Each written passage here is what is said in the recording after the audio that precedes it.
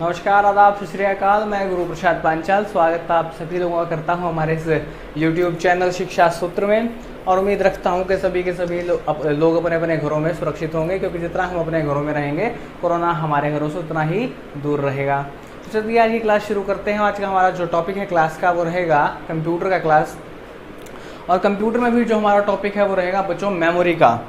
देखिए मेमोरी क्या होती है आपको भली भांति पता होगा। मेमोरी क्या होती है, हर एक के मोबाइल फ़ोन में, हर एक के लैपटॉप में और हर एक के खुद के दिमाग में भी क्या होती है, मेमोरी होती है। मेमोरी का मतलब क्या है, कुछ डेटा को स्टोर करके रख लेना, फर्दर फ्यूचर रेफरेंस के लिए, फ्यूचर यूज़ के लिए कुछ डेटा को स्टोर करके रख लेना हमें क्या कहलाता है, मेमोरी कहलाता है। अगर मैं बात करूं कंप्यूटर की, तो कंप्यूटर में मेमोरी जो है, मेमोरी की सबसे छोटी यूनिट क्या मानी गई है बच्चों, सबसे छोटी यूनिट मानी गई है बिट। अब बिट क्या होती है, बिट के बारे में जानकारी ले लेते हैं। बिट होती है बच्चों बाइनरी डिजिट। बाइनरी डिजिट को क्या कहा जाता है, बिट कहा जाता है।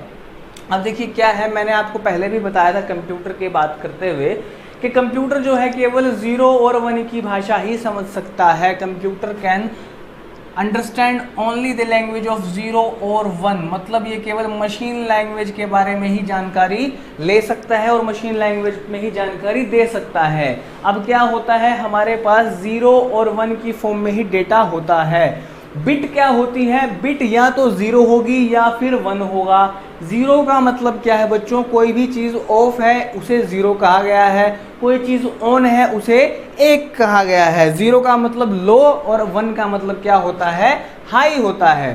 तो चलिए बात करें, अगर मैं बिट की बात करूं तो कम्बिनेशन ऑफ बिट से ही क्या बनता है, हमारी आगे फर्दर मेमोरी यूनिट्स जो हैं वो बनती जाती हैं।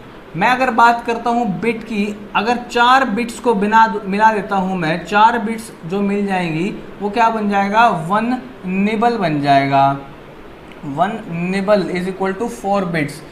अब देखिए क्या है, 4 बिट किसी भी फॉर्म में हो सकती हैं, मतलब किसी भी कम्बिनेशन में हो सकती हैं। अगर मैं इसकी बात करूँ 0 0 0 0 या फिर 1 1 1 1 या फिर 0 1 1 0, कुछ भी ऐसे भी डाटा कुछ भी हो सकता है। Combination of 4 bits is equal to 1 nibble. एक निबल जो है वो 4 बिट्स के बराबर होता है। ऐसा है बच्चों, जो हम जानकारी दे रहे हैं आपको हमारे इस चैनल पे, शायद ही कोई चैनल ऐसी जानकारी आपको देता होगा। तो हमारी आपसे यही गुजारिश है, रिक्वेस्ट है कि ज़्यादा से ज़्यादा शेयर कीजिए। जैसा कि दीपक सर भी आपको कहते रहते हैं कि अगर कोई हमारी जगह मैडम पढ़ा रही होती तो व्यूज़ भी उतने ज़्यादा होते, शेयर भी उतने ज़्यादा होते, लाइक भी उतने ज़्यादा होते। तो चलिए कोई बात नहीं, चलता रहेगा, पेपर आएगा तो व्यूज़ अपने आप बढ़ जाएंगे, मुझे पूरी उम्मीद है। 4 बिट बराबर है 1 निबल के। अगर मैं बात करूँ 8 बिट्स की, 8 बिट क्या होती हैं, 8 बिट बराबर होती है बच्चों 1 बाइट के, या फिर ये कहें कि 2 nibble is equal to 1 byte. 2 nibble या फिर 1 बिट जो है, 8 बिट है वो 1 बाइट के बराबर होती है। आगे बात कर लेते हैं। देखिए क्या है बच्चों, जब ये बिट है, अगर फर्दर अगर मेमोरी यूनिट्स की बात करता हूं मैं, 1024 जो बिट्स हैं वो किसके बराबर हो जाएंगी, 1 किलोबाइट के बराबर हो जाएंगी। 1000, याद रखिएगा ये बाइट है, बिट नहीं है। 1024 byte is equal to 1 kilobyte, ठीक है जी, 1 किलोबाइट। अब देखिए 1024 किलोबाइट जो है वो किसके बराबर हो जाएगा बच्चों, 1 मेगाबाइट के बराबर हो जाएगा। 1 megabyte is equal to 1024 kilobytes.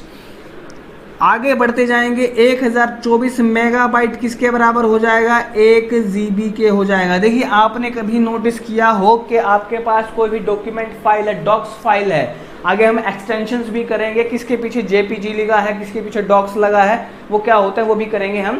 देखिए केबी क्या मतलब क्या है, किलोबाइट। कोई भी जो हमारा ये कह सकते हैं वर्ड फाइल होगी, कोई भी वर्ड फाइल जो माइक्रोसॉफ्ट वर्ड की जो फाइल होगी, डॉक फाइल होगी, वो लगभग किलोबाइट में मिलती है, केबी के अंदर उसको वो हमें मिल जाती है।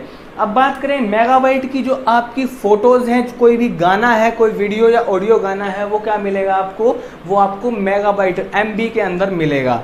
अब जीबी की बात करूं तो आपने कभी अपने किसी मित्र से, दोस्त से कोई जो मूवी है वो ट्रांसफ़र करवाई होगी, शेयर इट से, ब्लूटूथ से करवाई हो, पेन ड्राइव के थ्रू ली हो, या फिर आपने इंटरनेट से डाउनलोड की हो, तो आपने नोटिस किया होगा वो या तो एमबी के अंदर होगी या जीबी के अंदर होगी।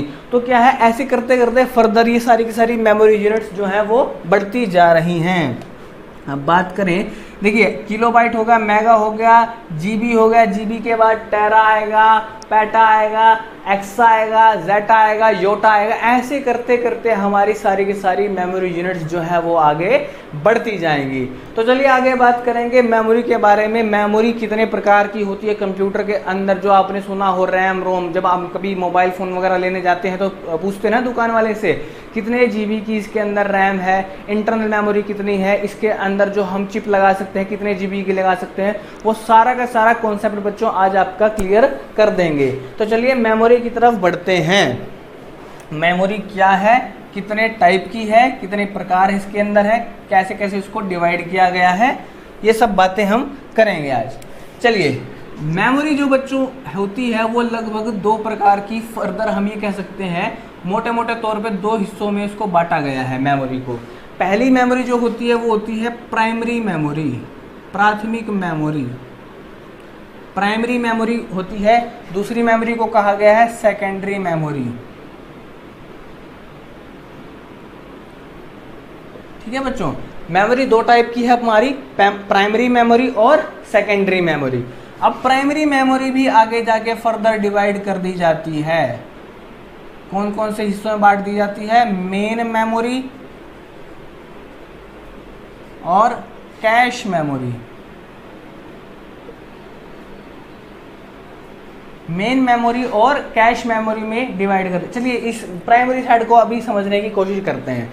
देखिए, जब भी हम कभी मोबाइल फ़ोन वगैरह लेने जाते हैं तो हम हमेशा दुकान वाले से पूछते हैं ना, या फिर अपना जो फर्दर कह सकते हैं कि इंटरनेट पर अपने जो छानबीन करने के बाद ही हम मोबाइल खरीदते हैं, स्पेसिफिकेशन देखते हैं तो ये देखते हैं कि कितने जीबी की इसके अंदर रैम है, कितने जीबी की रोम है। रोम को हम इंटरनल मेमोरी भी बोल देते हैं। चलिए अब बात करते हैं प्राइमरी मेमोरी की। प्राइमरी मेमोरी में जो मेन मेमोरी है ये अब फर्दर दो हिस्सों में डिवाइड हो गई। एक तो हो गया रैम, एक हो गया रोम। ठीक है बच्चों, मेरे रोम में बसने वाले राम। ठीक है जी, रोम और रैम की अगर मैं बात कर लेता हूँ, मेन मेमोरी दो तरह की है, रैम और रोम। रैम की फुल फॉर्म की अगर मैं बात करता हूँ तो क्या होती है बच्चों? Random access memory. इसका क्या नाम, इसकी फुल फॉर्म क्या है? Random access memory. और रोम की अगर मैं बात करता हूँ तो रीड ओनली मेमोरी। रैम क्या है? रैम की अगर मैं बात करूँ तो क्या है ये? Random access memory. और रोम की मैं बात करता हूँ तो क्या है ये? Read only memory. अब देखिए, रैम और रोम की अगर मैं बात करूं, रैम का एक और नाम होता है। रैम को हम क्या कहते हैं? वोलेटाइल मेमोरी भी कहते हैं। वोलेटाइल या टेम्परेरी मेमोरी भी कहा जाता है। रैम का दूसरा नाम क्या है बच्चों? वोलेटाइल या टेम्परेरी। कहने का मतलब क्या है? मान लेते हैं कि मैं एग्जांपल ले रहा हूं, मैं अपना बैठकर अपने पीसी के ऊपर, मान लेते हैं मैंने पीसी के ऊपर यूपीएस नहीं लगाया हुआ है और मैं कुछ डेटा टाइप कर रहा हूं। इसी दौरान क्या होता है? लाइट भाग जाती है। तो जब मैं कंप्यूटर को दोबारा ऑन करूंगा, पीसी को दोबारा ऑन करूंगा, तो क्या मेरे पास वो डॉक्यूमेंट फाइल मेरे पास दोबारा से वहीं से मिलेगी? नहीं मिलेगी। मुझे दोबारा से क्या, जैसे मैं कंप्यूटर को बूट करूंगा तो क्या होगा? मेरे पास सारा का सारा जो स्क्रीन है वो शुरू से खुलेगी। अब क्या हुआ? जो मैंने डाटा टाइप किया था, लिखा था, वो क्या हुआ? अगर मैंने उसको सेव नहीं किया है तो क्या था? वो वोलेटाइल मेमोरी के अंदर सेव हुआ था, वो रैम के अंदर सेव हुआ था। तो वोलेटाइल का अगर मैं बात करूं, वोलेटाइल मेमोरी क्या होती है? वोलेटाइल मेमोरी वो मेमोरी होती है जो पावर ऑफ होने के साथ ही अपने आप को वाइप आउट कर देती है। इसमें से सारा का सारा डाटा क्लीन हो जाता है, क्लीन अप हो जाता है। तो याद रखेंगे कि रैम क्या है? रैम एक एग्जाम्पल है वोलेटाइल मेमोरी का या टेम्परेरी मेमोरी का। अगर मैं रोम की बात करता हूं तो रोम क्या है बच्चों? परमानेंट टाइप की मेमोरी होती है और नॉन वोलेटाइल टाइप की मेमोरी होती है हमारी रोम। रोम को ही हम क्या कहते हैं? इंटरनल मेमोरी भी कहते हैं। फॉर एग्जाम्पल की बात करें, अगर एग्जाम्पल देके बात करूं तो जब हम कभी मोबाइल फ़ोन ख़रीद कर लाते हैं तो क्या होता है, हमारे पास कुछ ऐप्स जो हैं हमें मैन्युफैक्चरर के द्वारा ही दिए जाते हैं फ़ोन में डालकर, उन्हें हम कभी भी डिलीट नहीं कर सकते। आप कभी ट्राई करके देखिएगा, कुछ जो ऐप्स हैं आप उनको फोर्सफुली ये कह सकते हैं स्टॉप कर सकते हैं, पर उन्हें अनइंस्टॉल नहीं किया जा सकता। फॉर एग्जाम्पल कॉल करने का जो ऐप है, मैसेज करने का जो ऐप है, कैमरे का जो ऐप है, हाँ कैमरा आप रिमूव करवा के उसका वो कह सकते हैं आइकन, उसको ऐप को अनइंस्टॉल कर सकते हैं, लेकिन कॉल करने और मैसेज करने का ऐप कभी भी आप अनइंस्टॉल नहीं कर सकते। आप उसे केवल फोर्स स्टॉप कर सकते हैं, लेकिन कभी भी अनइंस्टॉल नहीं किया जा सकता, क्योंकि वो क्या है, रोम के अंदर स्टोर किया जाता है। और रोम क्या होती है, हमारी परमानेंट टाइप की मेमोरी होती है बच्चों।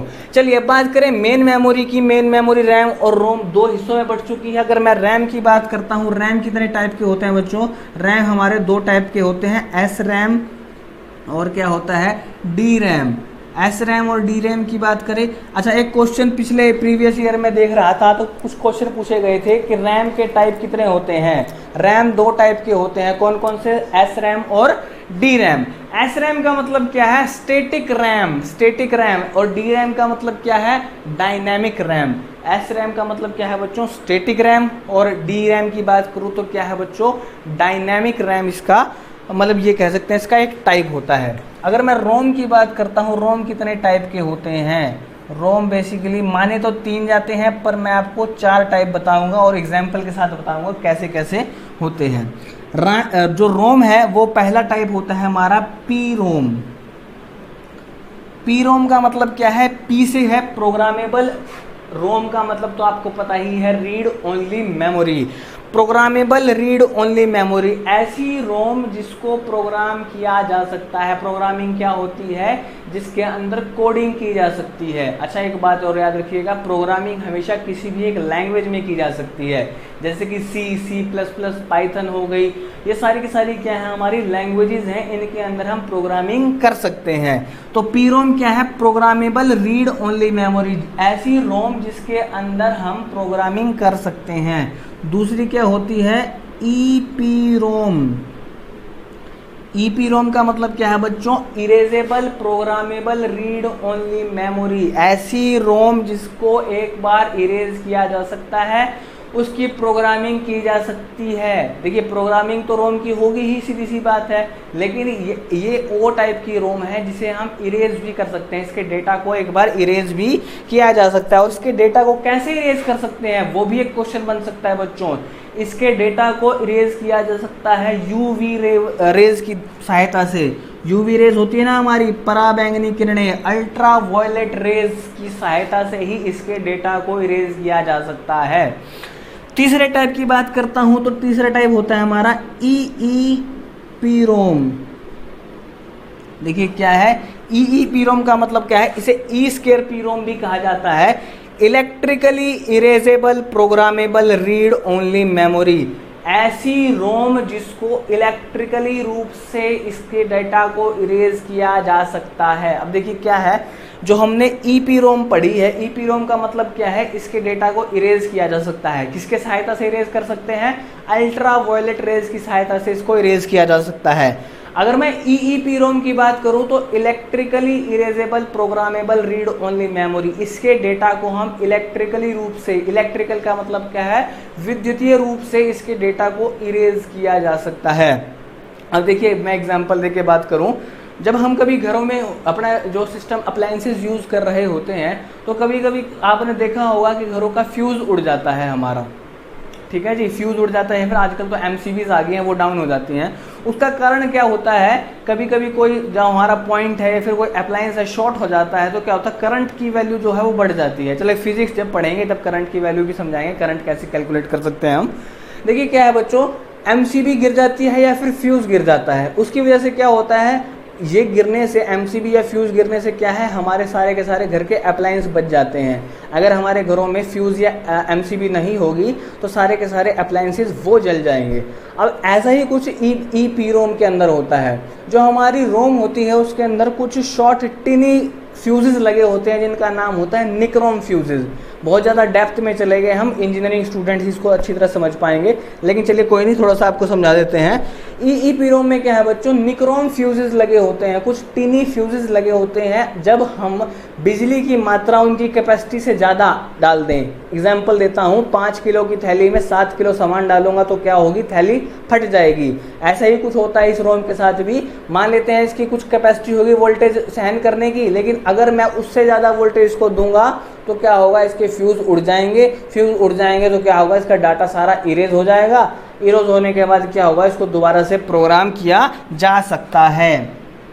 चलिए चौथे टाइप की बात करता हूँ। चौथा टाइप होता है हमारा मास्क रोम का। देखिए बच्चों, मास्क रोम का मतलब क्या होता है। मास्क रोम को हम ये भी कह सकते हैं कि ये यूज़र डिफाइंड होती है। जो यूज़र है, मतलब ये कह सकते हैं उपभोक्ता है, वो अपने अनुसार बनवाता है इस रोम को। कहने का एक एग्जांपल देता हूँ मैं आपको बच्चों। आपने कभी कुरुक्षेत्र यूनिवर्सिटी की अगर साइट खोली होगी तो उसके नीचे लिखा होता है पावर्ड बाय शालीमार, ये कह सकते हैं शालीमार सॉफ्टवेयर्स। शालीमार नाम की कोई कंपनी होगी जो क्या करती है, कुरुक्षेत्र यूनिवर्सिटी की साइट को हमेशा क्या करती है, अपडेट रखती है। कोई भी डेटा अपलोड करना है, कोई डाटा हटाना है, वो काम कौन करता है, शालीमार करती है। एक और एग्जांपल देता हूं मैं आपको। पीएनबी जो बैंक है उसके लिए इन्फोसिस ने क्या कर रखा है, रोम तैयार कर रखी है। कभी आप पीएनबी के एटीएम में जाओ या फिर किसी भी एटीएम में जाओ तो कोई ना कोई कंपनी का, टीसीएस का या फिर इन्फोसिस का नाम आपको मिलेगा, नीचे की तरफ लिखा हुआ मिलेगा। वो क्या करती हैं, उन्होंने रोम तैयार कर रखी है उन कंपनियों के लिए, उन बैंक्स के लिए। अब क्या है, जैसे कि हमारे मोबाइल में रोम होती है, वो क्या कर सकती है, कॉलिंग कर सकती है, फोटो खींच सकती है, डेटा को इधर से उधर भेज सकती है। वैसे ही एटीएम के अंदर हम क्या कर सकते हैं, एटीएम से हम कॉल तो कर नहीं सकते, एटीएम से हम पैसा निकाल सकते हैं, पैसा ट्रांसफर कर सकते हैं, पिन चेंज कर सकते हैं या फिर और भी कुछ काम कर सकते हैं। तो वो जो रोम तैयार की गई है यूजर के अनुसार, के फैसिलिटी के अनुसार तैयार की जाने वाली रोम को क्या कहा जाता है बच्चों, मास्क रोम कहा जाता है। तो चलिए हमारा जो प्राइमरी मेमोरी का सेक्शन था, जो थी मेन मेमोरी की बात करें, रैम और रोम, उसमें एक और रैम आई है मेमोरी, कैश मेमोरी एक और होती है। प्राइमरी मेमोरी के अंदर कैश मेमोरी का एक और टॉपिक होता है। देखिए अब कैश मेमोरी क्या होती है, CACHE, कैचे मेमोरी भी कुछ लोग कह देते हैं। मेरा एक मित्र था कैचे मेमोरी कहता था, पर इसको कैश मेमोरी बोला जाता है। इसकी जो प्रोनाउंसिएशन है वो कैश मेमोरी है। देखिए क्या है, ये डायरेक्टली लिंक में होती है सीपीयू के, तो ये कह सकते हैं कि ये फास्टेस्ट मेमोरी होती है हमारी। मतलब ये जो मेमोरी है, ये कंप्यूटर जो हमारा सीपीयू होता है ना, सेंट्रल प्रोसेसिंग यूनिट, उसके डायरेक्टली लिंक में होती है, इसलिए ये फास्टेस्ट मेमोरी होती है। अगर हम सीपीयू में मतलब कुछ भी अगर सर्च करना है मुझे अपने कंप्यूटर में, तो कंप्यूटर जो हमारा सीपीयू है सबसे पहले कैश मेमोरी में सर्च करता है। अगर कैश मेमोरी में नहीं मिला, उसके बाद ही वो फर्दर किसी और मेमोरी के अंदर जाके ढूंढेगा। इसलिए कैश मेमोरी क्या होती है, हमारी फास्टेस्ट मेमोरी होती है, सबसे तेज चलने वाली मेमोरी होती है। और कैश मेमोरी के अंदर डेटा थोड़े टाइम के लिए ही होता है। जैसे जैसे नया डाटा आता रहता है, कैश मेमोरी में से पुराना डाटा जो है वो वाइप आउट होता जाता है। चलिए अब बात करते हैं सेकेंडरी मेमोरी की। देखिए बच्चों क्या है, हमारे पास जो प्राइमरी मेमोरी है उसकी जो स्टोरेज लिमिट है वो कुछ ही, मतलब ये कह सकते हैं कि थोड़ा ही डेटा को स्टोर कर सकता है प्राइमरी मेमोरी। सेकेंडरी मेमोरी का यूज़ हम करते हैं बल्क अमाउंट ऑफ डेटा को स्टोर करने के लिए। अब देखिए क्या है, हमारा मोबाइल फ़ोन का एग्जांपल ले लूँ तो primary memory 4 GB, 8 GB, 16 GB, 32 GB, 64 GB या फिर 108 GB के आसपास हो सकती है। अगर मुझे उससे भी ज़्यादा डाटा स्टोर करना है तो मैं क्या करूँगा, उसके अंदर एक SD कार्ड जो होता है ना, हमारा मेमोरी कार्ड होता है, उसे बोलते हैं SD कार्ड, वो मैं क्या करूँगा उसके अंदर लगा लूँगा, जिससे मैं फर्दर और ज़्यादा डाटा जो है हमारा बल्क अमाउंट ऑफ डाटा को स्टोर करने का काम कर सकता हूँ। वो एग्जाम्पल क्या है हमारा सेकेंडरी मेमोरी का। तो चलिए सेकेंडरी मेमोरी के 4 टाइप होते हैं बच्चों, उसके बारे में पढ़ लेते हैं। पहला टाइप होता है मैग्नेटिक टेप। मैग्नेटिक टेप जो होती है, आप लोगों ने शायद देखा भी होगा, पुराने ज़माने में आपने टेप रिकॉर्डर्स देखे होंगे। वो कैसेट आती थी ना जिसमें A साइड और B साइड होती थी। जब उसको चलाते थे तो अगर मान लेते हैं, मुझे ये समझ लेते हैं कि मुझे 4 नंबर गाना चलाना है। मान लेते हैं कि एक साइड में 8 गाने हैं और मुझे 4 नंबर का गाना चलाना है। मैं आजकल मोबाइल फ़ोन से तो सीधा जो भी गाना चलाना चाहता हूँ उस पर क्लिक कर दूंगा, वही गाना मेरा चल जाएगा। लेकिन पुराने मैग्नेटिक टेप में मुझे क्या करना पड़ता था, पहले 3 गाने स्किप करने पड़ते थे, 1 2 3, या तो पेन से घुमाता था उसको या फिर क्या करता था फास्ट फॉरवर्ड करके 3 गाने निकाल देता था, चौथा गाना उसके बाद प्ले किया जाता था। तो मैग्नेटिक टेप का एग्जाम्पल आपको याद होगा बच्चों, जो हमारे पुराने ज़माने में आते थे ना, जो टेप रिकॉर्डर आते थे, पतली सी टेप हुआ करती थी, उसके अंदर प्लास्टिक का कवर होता था, ए साइड और बी साइड, ए साइड खत्म हो गई बी साइड लगा ली, बी साइड खत्म हो गई ए साइड लगा ली, वो मैग्नेटिक टेप का एग्जाम्पल हुआ करता था। दूसरा जो एग्जाम्पल है वो हमारा है मैग्नेटिक डिस्क का। मैग्नेटिक डिस्क, देखिए मैग्नेटिक डिस्क का मतलब क्या है, जो आजकल यूज होने वाली हमारी डिस्क हैं, मैग्नेटिक डिस्क फर्दर 2 हिस्सों में बट गई हैं। एक होती है HDD, एक होती है बच्चों FDD। HDD और FDD की बात कर लेता हूँ। HDD का मतलब क्या है, hard disk drive. Hard disk drive, आपके कंप्यूटर में, आपके लैपटॉप में एक हार्ड डिस्क लगी होती है, वो 250 GB की हो सकती है, 500 GB की हो सकती है, 1 TB की हो सकती है। बल्क अमाउंट ऑफ डेटा को स्टोर करने का काम क्या करती है, HDD। इसके अंदर क्या होता है बच्चों, इसके अंदर सेक्टर्स के अंदर डेटा को स्टोर किया जाता है। ट्रैक और सेक्टर्स के अंदर डेटा, देखिए एक और क्वेश्चन यहाँ से बन जाता है कि हार्ड डिस्क के अंदर जो डेटा है वो कैसे स्टोर किया जा सकता है। हार्ड डिस्क के अंदर जो डेटा है वो सेक्टर या ट्रैक्स के द्वारा स्टोर किया जा सकता है। अब ये क्या है बच्चों, ये थोड़ा डेप्थ वाला सिस्टम है, ये कंप्यूटर साइंस जो आगे इंजीनियरिंग स्टूडेंट्स हैं वो ज़्यादा अच्छी तरह समझ पाएंगे। हमारे सिलेबस के अकॉर्डिंग इतना ही काफ़ी है कि हार्ड डिस्क ड्राइव में जो डेटा है वो कैसे स्टोर किया जाता है, वो सेक्टर्स और ट्रैक्स के अंदर स्टोर किया जा सकता है। बस आपको ये याद रखना है कि हार्ड डिस्क जो होती है वो बल्क अमाउंट ऑफ डाटा को स्टोर करने का काम करती है। FDD की अगर मैं बात करता हूँ, FDD का मतलब क्या है बच्चों, फ्लॉपी डिस्क ड्राइव। जैसे कि हमारी हार्ड डिस्क ड्राइव है वैसे ही हमारी फ्लॉपी डिस्क ड्राइव भी होती है। आपने अगर पहले ज़माने, अब तो वैसे बंद हो गई हैं, पहले ज़माने में क्या आता था, एक चकोर आपने देखी हो, इस तरह की एक डिस्क आया करती थी, चकोर डिस्क आया करती थी, जिसके अंदर बीच में एक मैग्नेटिक टेप टाइप का कुछ होता था और यहाँ पे उसको लॉक करने का सिस्टम लगा होता था। इस तरह की होती थी कुछ फ्लॉपी डिस्क, और उसको चलाने के लिए फ्लॉपी डिस्क ड्राइव के अंदर डाला जाता था, तब वो काम करना शुरू करती थी। हार्ड डिस्क ड्राइव और फ्लॉपी डिस्क ड्राइव किसके, मैग्नेटिक डिस्क के एग्जाम्पल हैं। चलिए अगर मैं बात करूँ तीसरे टाइप की, जो तीसरा टाइप है मेरा वो है ऑप्टिकल डिस्क। जो थर्ड टाइप है वो मेरा क्या है, ऑप्टिकल डिस्क टाइप है बच्चों। ऑप्टिकल डिस्क का मतलब क्या होता है, देखिए ऑप्टिकल डिस्क जो है, मैं उसके फर्दर एग्जांपल दूंगा, आप समझ जाएंगे कि ऑप्टिकल डिस्क के अंदर क्या होता है। ऑप्टिकल डिस्क का एग्जांपल है CD। CD का मतलब क्या होता है, कॉम्पैक्ट डिस्क। आपने देखी होंगी बच्चों CD आती हैं, CD में डेटा को स्टोर किया जा सकता है। पुराने ज़माने में, थोड़ा सा पहले की बात करूँ, 5-10 साल पहले CDs में मूवियाँ आया करती थी। मूवी लेके आते थे दोस्त से, शाम को देखा करते थे DVD प्लेयर, CD प्लेयर पर बैठकर। वो एग्जाम्पल क्या होता है, CD का होता है। CD का मतलब क्या है, कॉम्पैक्ट डिस्क। दूसरा क्या है, DVD, digital versatile disc. DVD और CD में क्या फ़र्क है बच्चों, CD की जो कैपेसिटी होती है वो कम होती है, 750 MB के आसपास की इसकी कैपेसिटी होती है। DVD जो है वो कई GBs तक के डाटा को स्टोर कर सकती हैं। CD हो गया, DVD हो गया, एक क्या आता था, VCD आता था, ठीक है जी, video compact disc, versatile compact disc भी बोल सकते हैं इसको। इसके अलावा एक और आने लग गया है आजकल बच्चों, BRD का मतलब क्या है, ब्लू रे डिस्क। जो आजकल हमारे मूवीज़ है ना वो किस फॉर्म में आती है, देखिए पहले क्या था, हमारा HD में आती थी, फिर अल्ट्रा HD, ब्लू रे भी एक वर्जन है मूवीज़ के जो हमें दिखाई देती हैं मूवीज़ का। पिक्सल्स की बात करें, रेजोल्यूशन की बात करें, तो ब्लू रे भी क्या है, एक हमारी फॉर्म है। तो ब्लू रे जो डिस्क है वो क्या करती है, BRD, वो भी डेटा को स्टोर करने का काम करती है, और वो ऑप्टिकल डिस्क के अंदर हम उसको रखते हैं। फोर्थ टाइप की अगर मैं बात करूं बच्चों, फोर्थ टाइप होता है हमारा फ्लैश मेमोरी। जो सेकेंडरी मेमोरी का चौथा टाइप है उसको माना है मैंने, फ्लैश मेमोरी को चौथा टाइप बोला जाता है। और इसके टाइप क्या क्या होते हैं बच्चों, पेन ड्राइव, ठीक है जी, और मेमोरी कार्ड।